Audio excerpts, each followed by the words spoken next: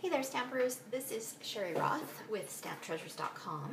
I'm a Stampin' Up! Demonstrator from Alberta, Canada, and I'm happy to be here today to share with you the basics on creating this album. Now, I posted this album on my blog, StampTreasures.com, a few weeks ago, and I had several requests on how to put it together. It was a class that I offered at my most recent retreat, and one that I will be doing again using a different suite sometime in June. So, but I wanted to share with you just the basics on how to put the album together. Now, first of all, I was inspired, or I got this idea from Paige Taylor Evans on Instagram. She posted an album that she had created that was very similar to this. She had used her product and she had designed a cut file to make the album. I didn't use a cut file to create this. I don't know if my album is the same size as hers.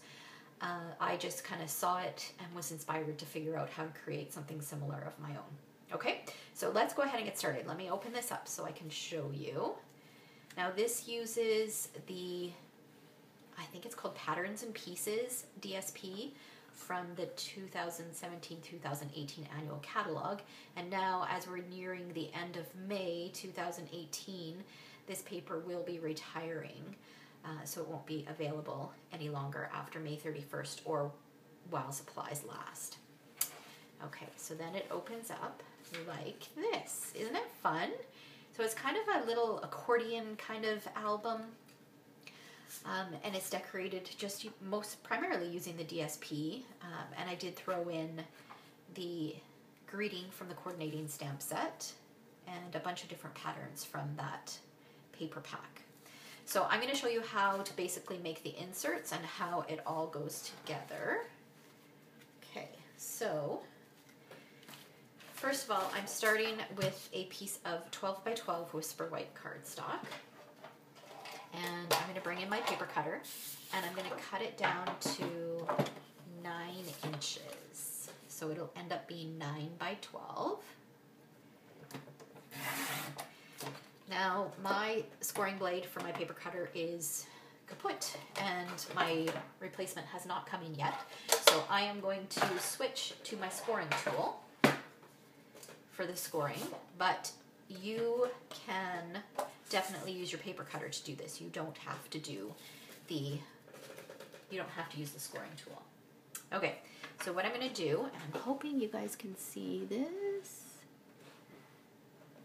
Okay, so I am going to, along the 9-inch side, I am going to score at 3 and 6 inches. And then along the 12-inch side, I'm going to score at 3, 6, and 9. Okay, so now we've got all those little boxes, but we need to do some slicing. So I'm going to pull back bring my paper cutter back in.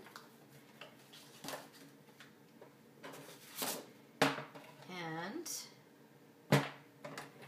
I'm going to, so this is along the 9-inch side, I'm going to line my paper cutter up with the 3-inch mark, and I'm going to bring, let's see, I'm going to bring my blade down to the 1.5-inch mark. So if you're not familiar, this little arrow on the blade is actually where the blade is, okay? So I'm going to line that arrow up with the 1.5-inch mark. I'm going to push it in, and I'm going to slide it all the way down to 10.5 inches on this ruler. Okay, and then I'm going to rotate my cardstock around. Again, on the 9-inch side, I'm going to line it up with 3, and my blade is already at the 10.5-inch mark because that's where I stopped it. So I'm just going to push it in, and I'm going to go up to the 1.5-inch mark. Okay, so now we've got the slits that we need. So it looks like that. Now we need to make 2 more score lines. So I'm going to move my cutting blade out of the way.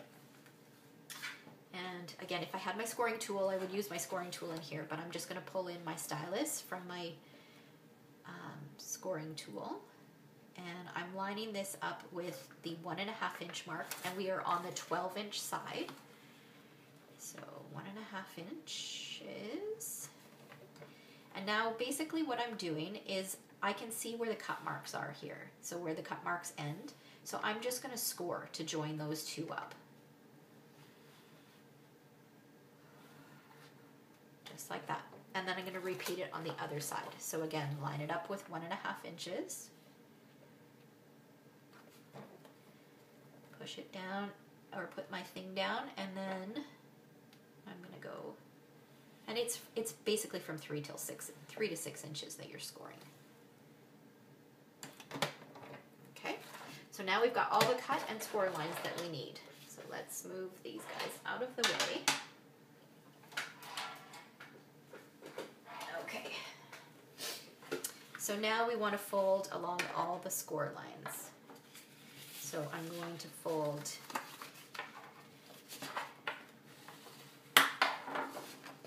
so that's a valley fold, and then I'm going to do a mountain fold,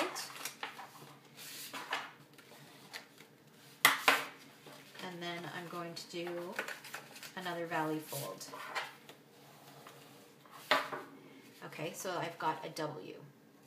All right, and now what I'm going to do is I'm going to fold, I'm going to reverse these folds. So this one, I want to go as a mountain fold, and then this 1/2 inch score line is going to go as a valley fold, and then I'm going to do the same thing over here. So that 1/2 inch score line is going to be a valley fold, that's going to be a mountain fold, and this is going to be reversed. Okay, so that you can see it goes like that. All right, so these two outer portions are the same, and they are like the W, and then this inner portion is an upside down W. Okay, so hopefully that makes sense. And then what I'm going to do is I'm going to bring in, I'm going to use some DSP. This DSP is from the Whole Lot of Lovely paper pack, which is already sold out for this year, so it's no longer available, which I'm quite sad about because I've hardly even used it. So I decided that I love this pattern, so I wanted to make an album using this as the cover. Okay, so these pieces, you want 2 pieces. Now you can make them the same or you can make them different. It's up to you. So this is going to be your front and your back cover. So let's pull in the original album. So it's going to be your front and your back cover. Now you can make them the same or you can make them different. It's completely up to you. I'm going to do them the same with the lemon pattern on the outside, or orange pattern. I guess that's probably not a lemon. I don't know what that is. But anyways, this pattern on the outside. And these measure 3 1/4 inches by 9 1/4 inches. Okay, and then, oh, I forgot my adhesive. Okay, I'll be right back. I'm just gonna grab my adhesive.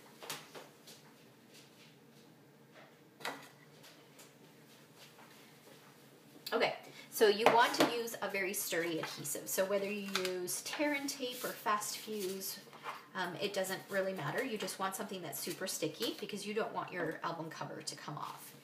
And then we're going to add adhesive, and I'm going to be generous. So along this top square, and then I'm going to add it on this 1 1/2 inch by 3 inch rectangle. But I'm not going to add it on here. If you add it on here, then your album's going to stick together and it's not going to have that fun fold out or pop out. And then this bottom square. Okay, so now I've got all the adhesive that I need. And I'm going to take my cardstock. I want this side out, so I'm going to stick it down to this side. So one thing you do want to make note of is if your paper is directional, you want to make sure that both of your pieces are going in the same direction.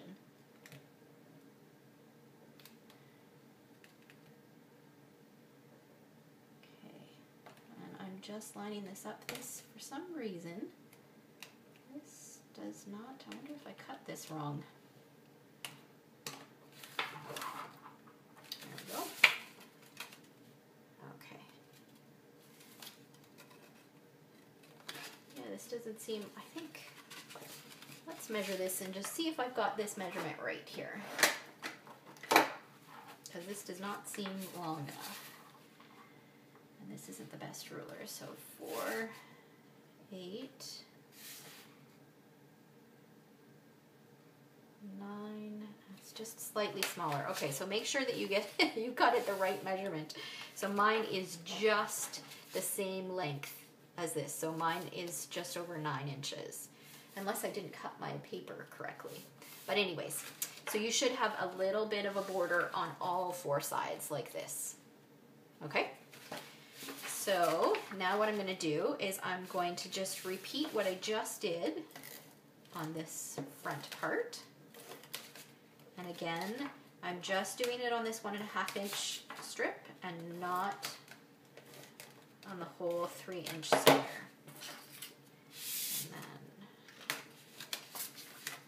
And then what I'll do is just kind of hold this down, line this DSP up with the DSP that is already stuck down.